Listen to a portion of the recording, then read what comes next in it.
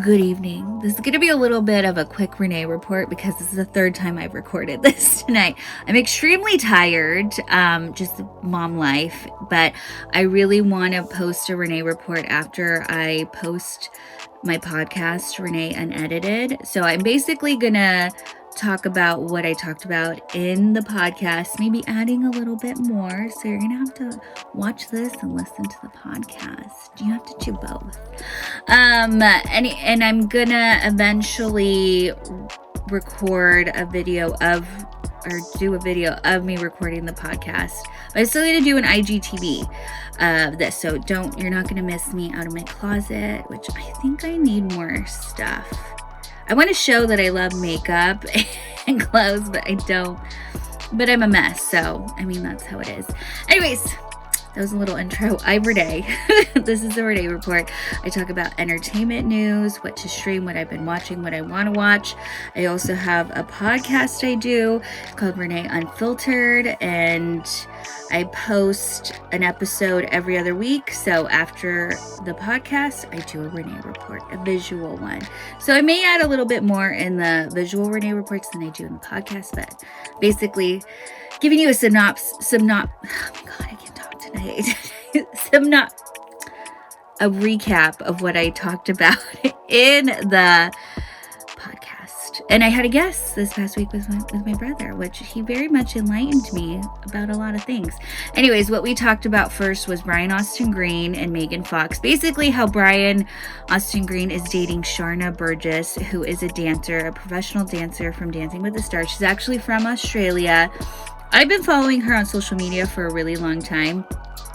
I think she's so down to earth. I'm so happy he's with her because I kind of feel he wasn't blindsided by the breakup. I think I talked about that in another Renee report. But basically Megan left and then came back and she's like, I don't want to be with you anymore. It wasn't horrible, but she fell in love with Machine Gun Kelly. And that really put the nail in the coffin that this is over for Brian. And, but what my brother told me was that Sharna said she loves how they co-parent together. No one leaves the kids. They never leave the kids at the same time. They don't have a sitter. It's they're with one of the parents at some time. Brian posts more about the kids and Megan doesn't, but they both are really good parents. So it's good. Sharna's very supportive and I'm just so happy for Brian Austin Green. The other thing we talked about was Justin Timberlake. So if you have watched the documentary Framing Brittany Spears, which is part of a docuseries on Hulu, it kind of made him look like a jerk. But you have to keep in mind, when Brittany and Justin broke up, there was a rumor that she cheated on him. And I don't know if he actually knew it or believed the rumor, but that's how he acted. He was punishing her. And I feel they were really in love. So at the time, they were in their early 20s. Now he's in his 40s. She's in her late 30s. And so he apologized for the way he treated her because that did probably affect her mental state. And I don't think he really thought about it. But it's good that he apologized. He also apologized to Janet Jackson because of their Super Bowl performance together. Do you remember that? Where he took off part of her bra and her boobie showed. I saw that live I remember being oh my God. And she accepted his apology. Brittany hasn't said anything. If you check on her Instagram, she's I love my boyfriend. I'm dancing. She does seem crazy on her social media. I feel it's either she is or she's just playing it up. Because I feel deep down Brittany is a very smart person. So we will see. More to come with Brittany Spears. And then also we talked about Demi Lovato, which I didn't know my brother was a big fan of. And she has a documentary coming out. So there's stories from that of her talking about how she suffered 2 strokes and a heart attack. She literally almost died from her overdose.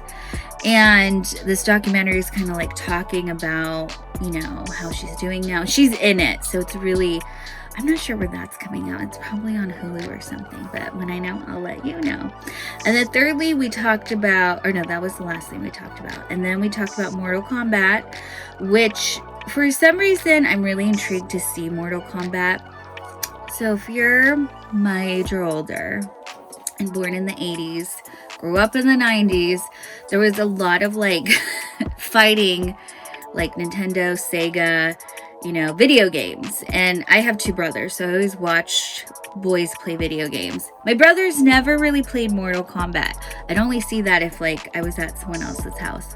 Street Fighter was mainly what my brother JP played. Anyways, Mortal Kombat was a very violent video game, like spooky, violent, blood everywhere. And they made a movie about it in the 90s, but it wasn't violent at all. It was very PG. So the new one coming out is very true to the video game, bloody, violent. Check out the trailer. Ugh, scares me already, but I really want to see it. So we talked about that. And that was it for the podcast. So listen to it. It's on SoundCloud, Renee Cecilia. Get the app so you can listen. But also, I wanted to add to this Renee report. I finished watching Bridgerton completely, which was really good. Bridgerton on Netflix. You got to watch it. It's a romance. Like, you don't get too invested in it, but you like it. And there's a lot of sexy scenes. And yeah, it's good.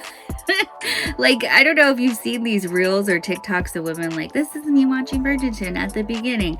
Then they're like drinking their wine. I mean, I wanted to drink wine. I never drank wine when I watched it. I should have. But anyways, really good.